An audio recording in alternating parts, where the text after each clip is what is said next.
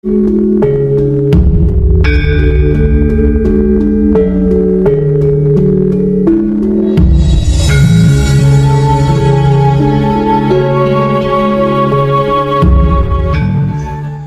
semua orang yang datang menemui saya di sini itu sebelumnya pernah berguru, pernah mempunyai guru, artinya pernah mempelajari sesuatu sebelum belajar bersama saya di pesantren ini.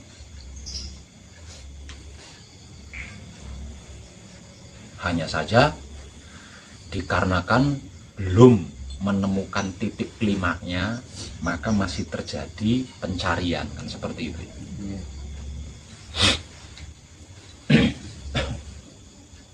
Lah, saya itu sangat berharap untuk panjenengan yang sudah ada di sini, atau untuk para kadang yang masih ada di luar sana, yang masih dalam perjuangan untuk bisa datang menemui saya di sini mengikuti gembleng atau manekung. Itu tidak menceritakan kepada saya atau kepada siapapun tentang keburukan atau kejelekan gurunya.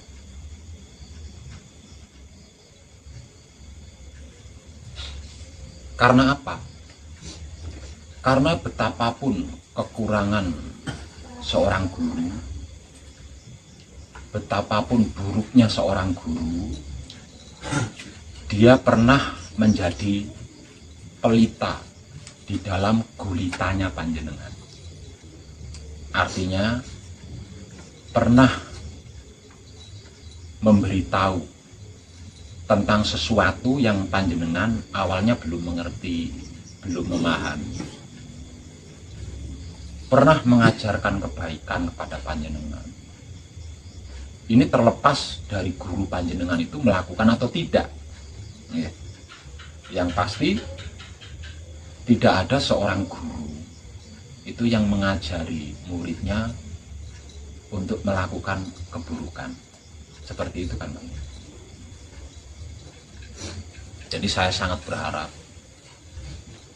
kepada siapapun yang kesadarannya tergugah ingin ikut mengkaji dan mempraktekkan hidup atau wahyu pancagaib, menggunakan sifat dan sikapnya wahyu pancagaib itu sendiri, yaitu wahyu pancalaku, tidak sekali-kali menceritakan kekurangan atau keburukan gurunya sebelum ikut mengkaji dan mempraktekkan wahyu pancagaib bersama saya. Karena saya perhatikan, bisa saya katakan 99% itu semuanya pernah berguru, pernah belajar sebelumnya. Hanya saja dikarenakan belum menemukan titik klimak dari yang dipelajari, maka masih mencari hingga pada akhirnya sampai di pesanggrahan ini dan melakukan pengkajian dan pemraktekan bersama saya.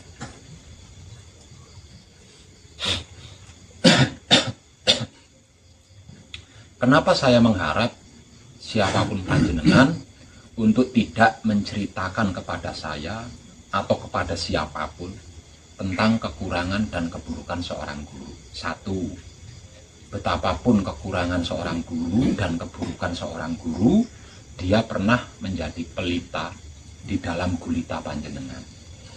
Pernah menjadi penerang ketika panjenengan bingung. Mengajari sesuatu yang awalnya panjenengan belum mengerti menjadi mengerti, mengajari sesuatu yang awalnya panjenengan belum paham jadi memahami. Dan kelakuan di dalam spiritual tidak ada yang lebih baik dari itu. Tidak ada yang lebih baik dari itu. Jadi apapun dan bagaimanapun guru panjenengan dulu, jangan pernah menceritakan kekurangan dan keburukannya kepada siapapun.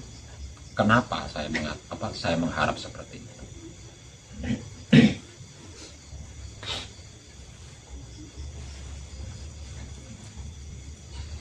Jangankan kekurangan dan keburukan seorang guru, panjenengan menceritakan kekurangan dan keburukan tetangga panjenengan saja, itu karmanya mengerikan.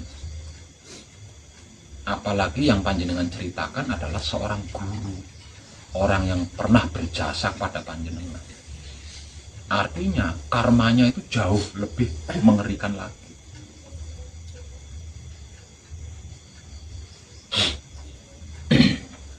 Ini dulu pernah saya alami. Semenjak saya menemukan titik klimaknya Manunggal Jati, maka sejak itu saya selalu berusaha semaksimal mungkin untuk menjaga dan mempertahankan pencapaian saya.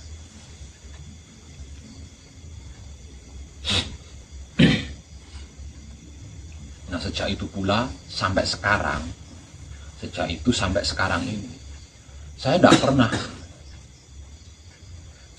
pernah menceritakan seluruh kadang saya sesama putra kekudangan Romo tentang keburukan dan kejelekannya atau kekurangannya kepada siapapun. Enggak pernah. Saya tidak pernah menceritakan kekurangan atau keburukan atau kejelekan seluruh kadang saya, bahkan orang awam, yang artinya yang masih belum kadang saya. Ketika ada yang bertanya tentang kadang si A, maka saya akan menceritakan kebaikan-kebaikannya saja kepada seorang kadang yang bertanya tentang kadang si A. Tapi kalau tidak ditanya, saya tidak akan bercerita, entah itu kebaikannya apalagi keburukannya. Jadi yang saya ceritakan itu adalah kebaikan-kebaikannya ketika saya ditanya oleh seorang kadang tentang kadang si A. Dan saya rasa itu bukan suatu kejelekan kan. Tapi dalam kenyataannya hampir di setiap saat itu keburukan saya diceritakan oleh orang lain.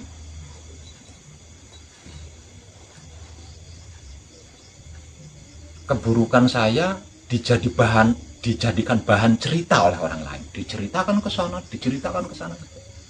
Padahal saya tidak pernah melakukan itu.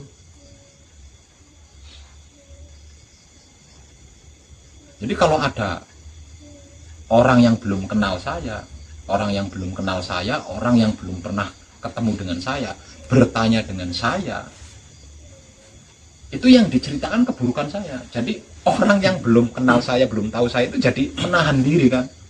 Jangankan bersedia berkenalan dengan saya, malah jadi tidak suka dengan saya. Itu hampir setiap saat saya alami. Artinya itu kan sebuah balasan.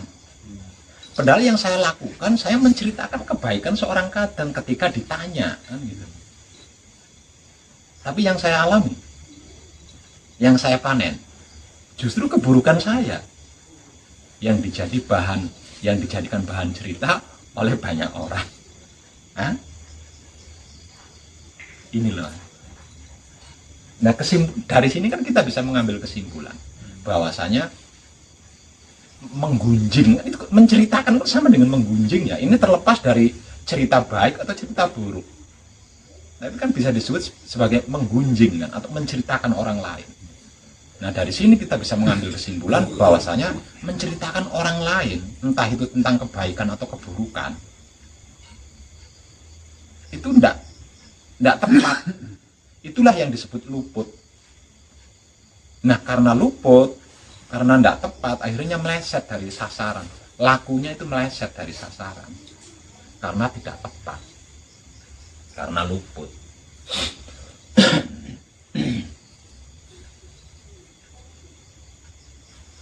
Jadi saya sangat setuju dengan para motivator yang mengeluarkan kata-kata mulutmu adalah harimaumu. Itu saya sangat setuju, sangat setuju. Lawang saya mengalami gitu. Saya mengalami. Jadi 8 jenengan jangan sampai mengalami gitu. Jangan sampai mengalami. Makanya berusaha untuk tidak menceritakan siapapun, apalagi dia adalah guru panjenengan, orang yang pernah membimbing panjenengan. Jangan sekali-kali. Kalau tidak ingin dimakan oleh mulut panjenengan sendiri. Itu saya mengalami. Jadi unik.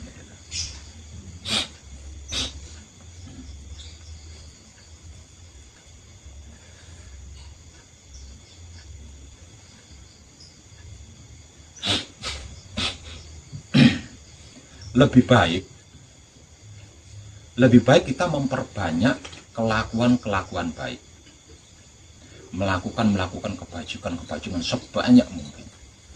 Yang sering saya bahasakan sebagai menebar kesadaran rasa cinta kasih sayang Romo kepada siapapun, apapun, dimanapun, hingga sampai kapanpun. Itu lebih baik dari semuanya. Sedangkan yang lain nggak usah ikut campur, nggak usah cawe-cawe. Terlebih lagi, orang yang kita ceritakan itu, entah itu baiknya, entah itu buruknya, belum tentu terima loh. Belum tentu menyukai. Nah ini sudah lain lagi kalau sudah seperti ini. Jadi orang yang kita ceritakan baiknya itu belum tentu suka, belum tentu menerima, belum tentu rela. Apalagi keburukannya, kekurangannya yang kita ceritakan sudah sangat jelas tidak akan terima senang. Kalau sampai mengetahui, belum lagi ditambah karma. Wah, kanan kiri kita dapat itu. Noleh ke kanan kita dapat karma, noleh ke kiri kita dapat karma.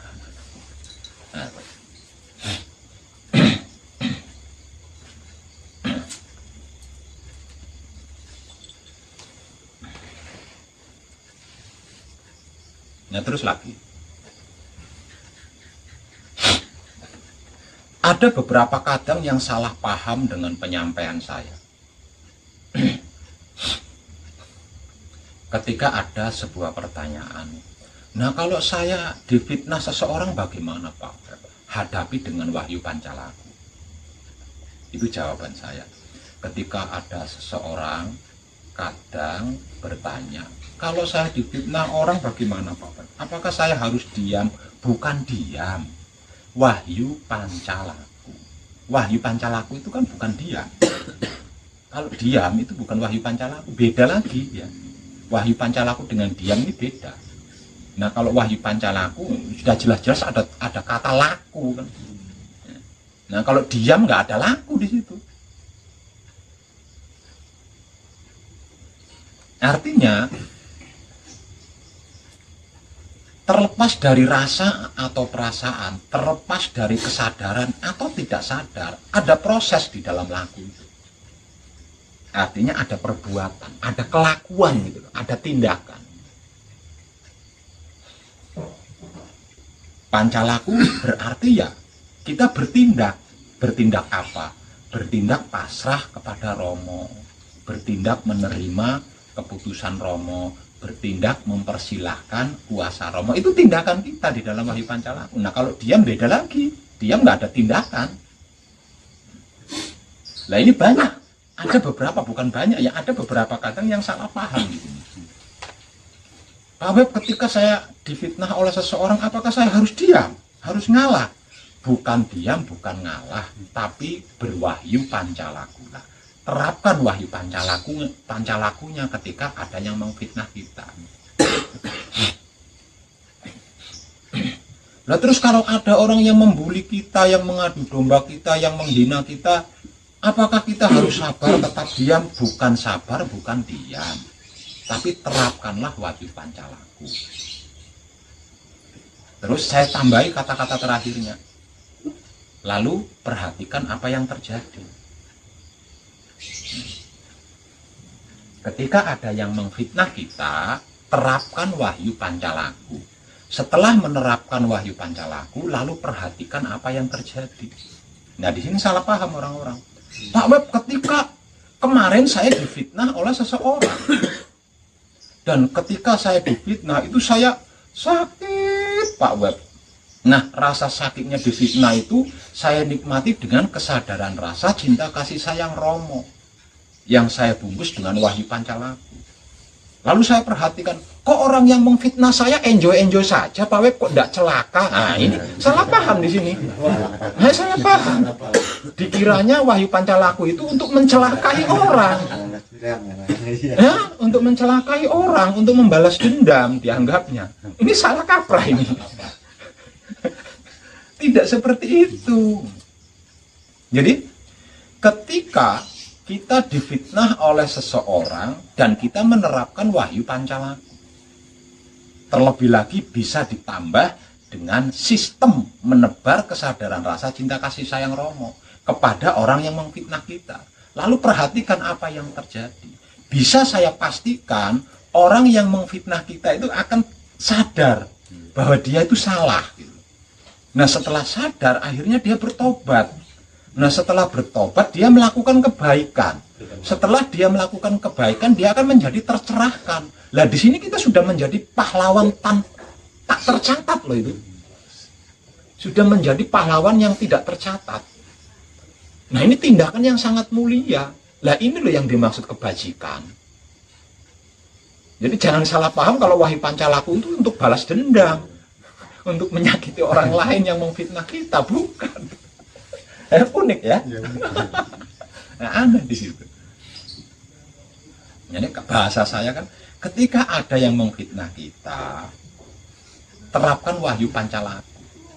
Lalu perhatikan apa yang terjadi. Nah, dia mengira apa yang terjadi itu orang yang memfitnah itu akan mengalami kecelakaan atau apa begitu. Aduh, gagal total.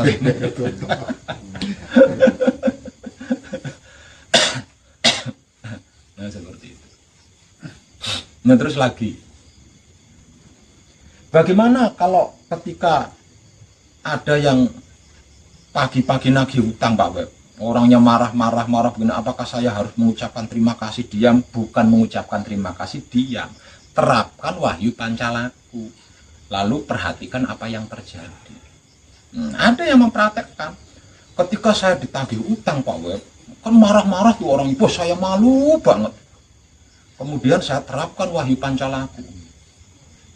Saya tambahin lagi dengan menebar kesadaran rasa cinta kasih sayang Romo kepada orang yang nagih saya itu. Besoknya masih nagih lagi, Pak Web. Oh, utang saya nggak lunas. Lah, dikiranya wahyu pancalaku itu buat melunasi utang. Ini salah kaprah di sini. Ini salah kaprah di sini.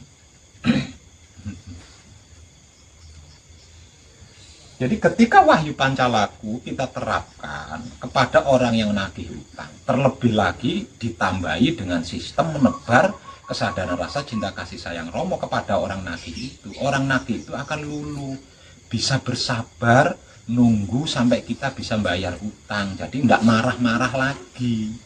Dia akan tetap, namanya orang punya hutang lah, kok enak teman. Wong diutang terus nerapnya wahyu pancalaku terus diutangi lali, lah kok enak teman.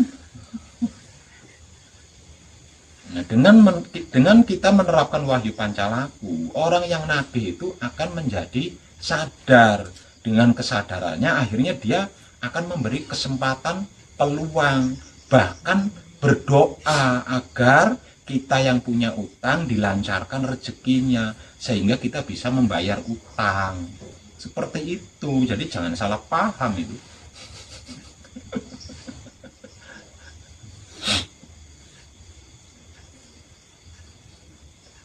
Lah, kelakuan-kelakuan ini kalau harus disejarahkan, itu loh yang namanya pahlawan. Pahlawan tanpa jasa, pahlawan tanpa titel. Itu loh satrio sejati ning satrio.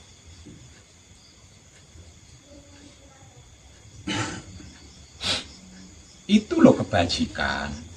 Itu loh kebaikan yang saya maksud. Itu loh yang saya maksud menebar kesadaran rasa cinta kasih sayang Romo kepada siapapun, apapun, dimanapun, hingga sampai kapanpun. Itu caranya seperti itu.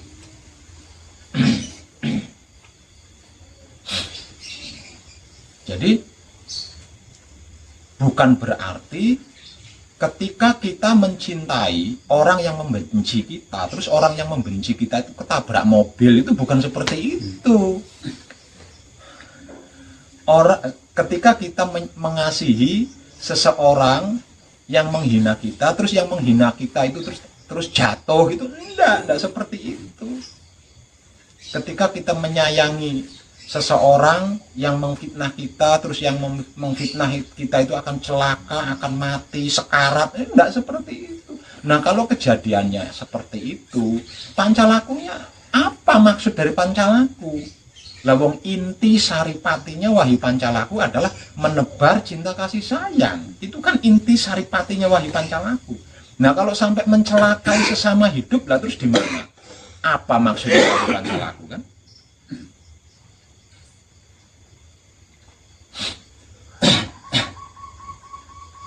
Nah, seperti itu.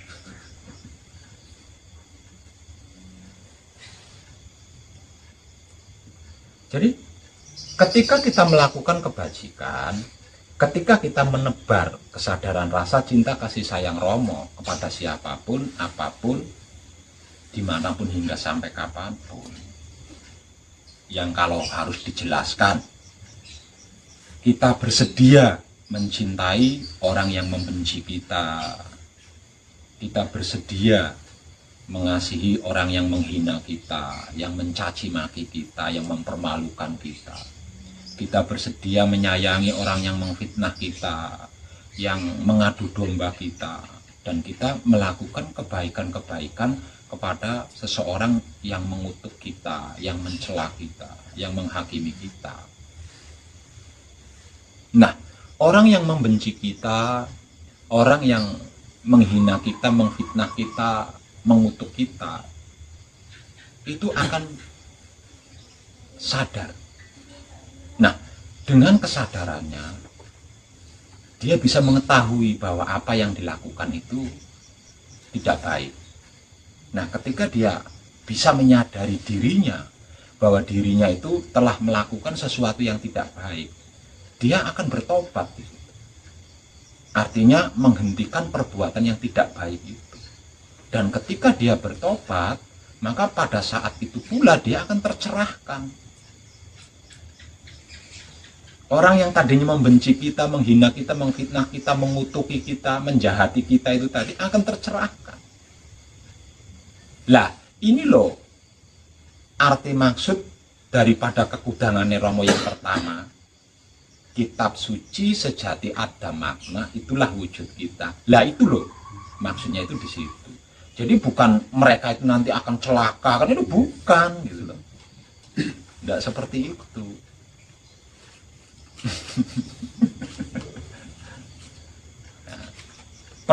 Lalu perhatikan apa yang terjadi. Maksud saya itu seperti itu. Jadi jangan mengharap yang menghina, yang memfitnah kita itu akan celaka, akan mati itu. Lah kok kejem temen. Wong Tuhan aja ndak seperti itu kok. Masa kita seperti itu? Nah, kalau seperti itu, lagi pula kalau seperti itu, lalu inti saripatinya Wahyu Pancalaku itu di mana? Ya? Lawang tubuh kita didesain atau dirancang sebagai kitab suci sejati ada makna bagi sesama makhluk itu. Ucapan kita, kata-kata kita didesain, dirancang menjadi wulangre sejati bagi sesama makhluk itu. Sedangkan tingkah laku kita didesain, dirancang sebagai berbudi bawa laksono bagi sesama makhluk itu. Lah kok mencelakai orang itu lah terus piye? Mengharap orang lain hancur lah terus gimana itu? Ya enggak ketemu ujung pangkalnya. Enggak ketemu.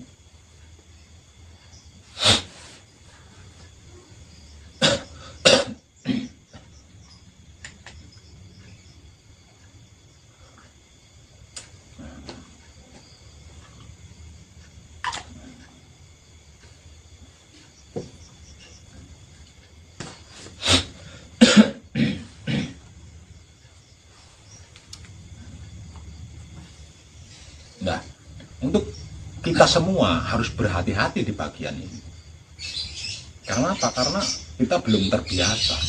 Artinya kita akan mengalami kesulitan-kesulitan di sini. Disebabkan, dikarenakan kita belum terbiasa.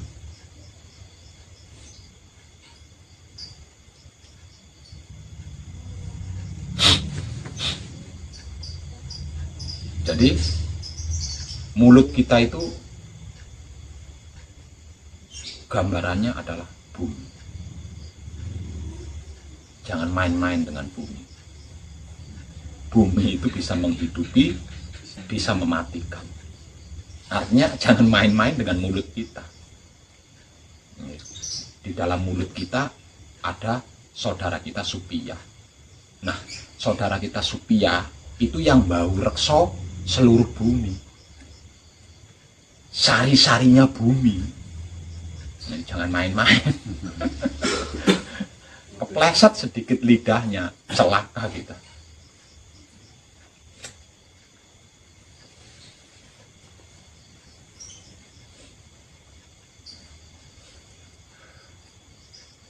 Dan kesalahan atau ketidaktepatan yang paling sering terjadi dan hampir setiap saat kita itu mengalami adalah kata-kata.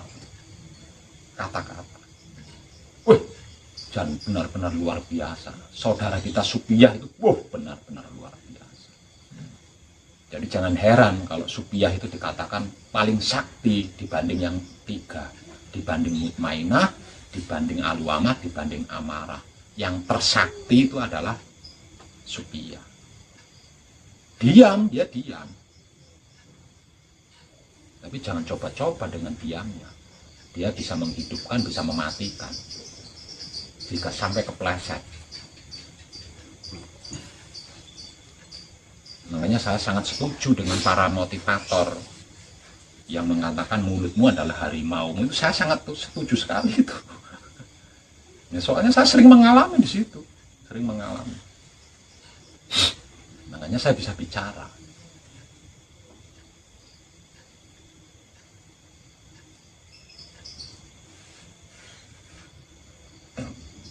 Jadi sekali lagi saya ulang dan saya tegaskan tentang harapan saya kepada siapapun yang datang ke pesanggrahan ini untuk ikut mengkaji dan mempraktekkan bersama saya tentang apa dan bagaimana Wahyu Pancagaib dan Wahyu Pancalaku.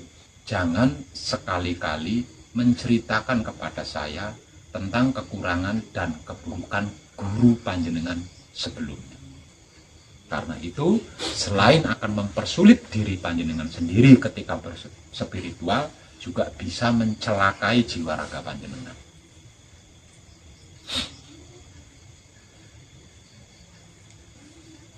Disebabkan seberapapun buruknya seorang guru, seberapapun kekurangan seorang guru, dia pernah menjadi pelita di dalam gulita panjenengan, pernah menjadi penerang di dalam gelapnya panjenengan.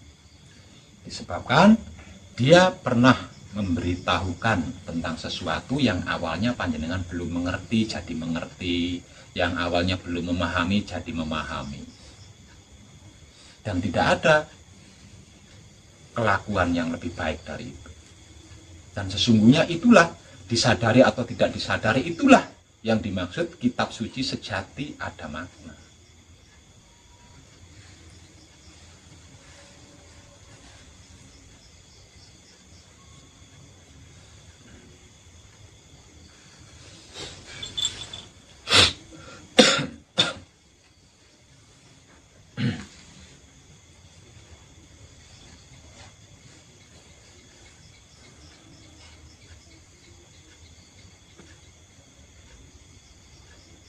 Lah, di dalam gembleng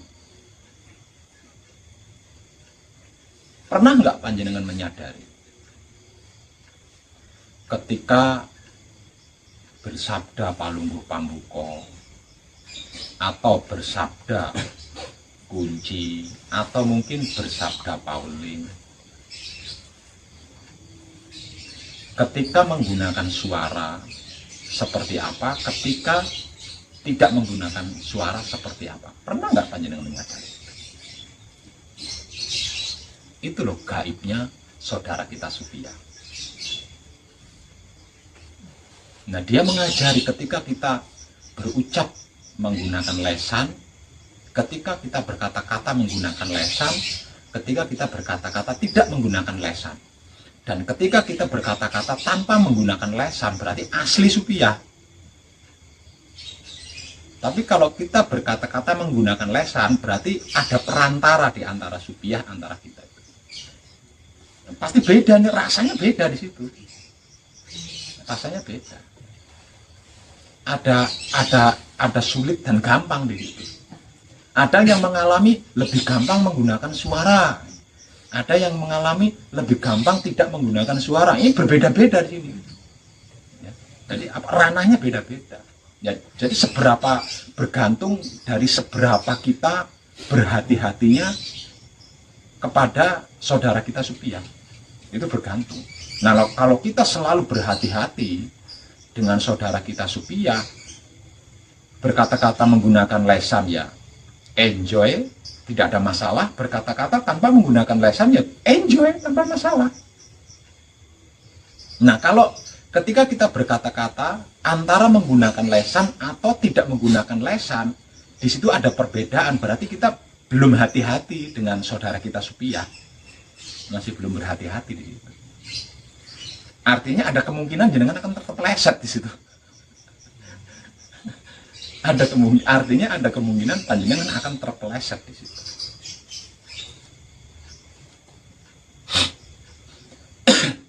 Jadi tingkatkan kehati-hatian panjenengan kepada saudara kita Supiah. Supiah adalah inti sarinya bumi, sang penguasa bumi. Kalau dalam bahasa spiritual kunonya disebut sebagai dewa bumi atau dewi bumi. Dalam bahasa adat Jawanya ibu bumi. Jadi induknya bumi. Nah, kalau kita berhati-hati dengan saudara kita Supiah, kita akan lebih dekat. Nah, kalau sudah lebih dekat, kita akan mengenal. Nah, kalau kita sudah mengenal, nah kita bisa menguasai bumi. Lah wong ratu ini dikuasai apa meneh anak buah itu? Bumi kan anak buah.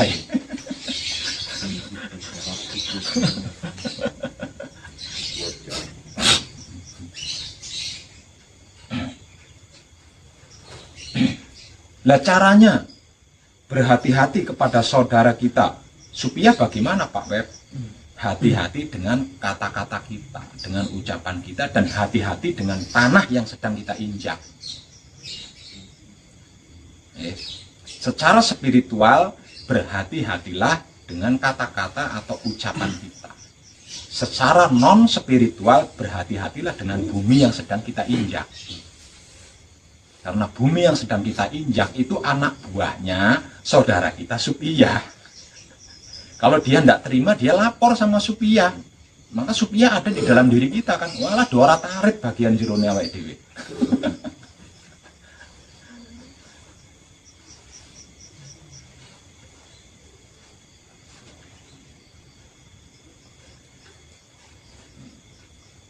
Jadi di antara 4 saudara kita, tersakti dan terngalah itu adalah Supiah.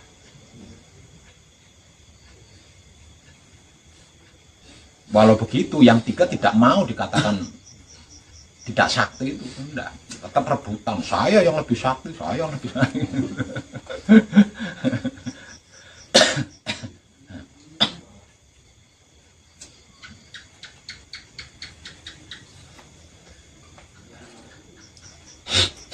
Apalagi saudara kita Supiah ini kita ajak bersama melakukan kebajikan, menebar kesadaran rasa cinta kasih sayang Romo kepada siapapun, apapun, dimanapun, hingga sampai kapanpun. Oh, semakin akrab dengan kita, karena memang dia diciptakan sebagai alat untuk itu.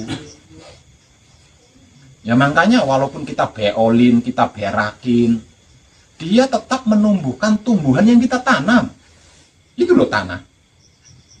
Betapapun kita ludahi, dibeolin, ya kan, dikentutin, diinjek-injek setiap hari. Dia tidak akan pernah berhenti. Ketika kita menjatuhkan benih, dia akan menumbuhkan benih itu. Dan benih itu sudah pasti akan bermanfaat atau berguna bagi kita. Itu loh saudara kita Supia. Walau begitu, hati-hati, dia bisa membunuh. Walau begitu, hati-hati, dia bisa membunuh.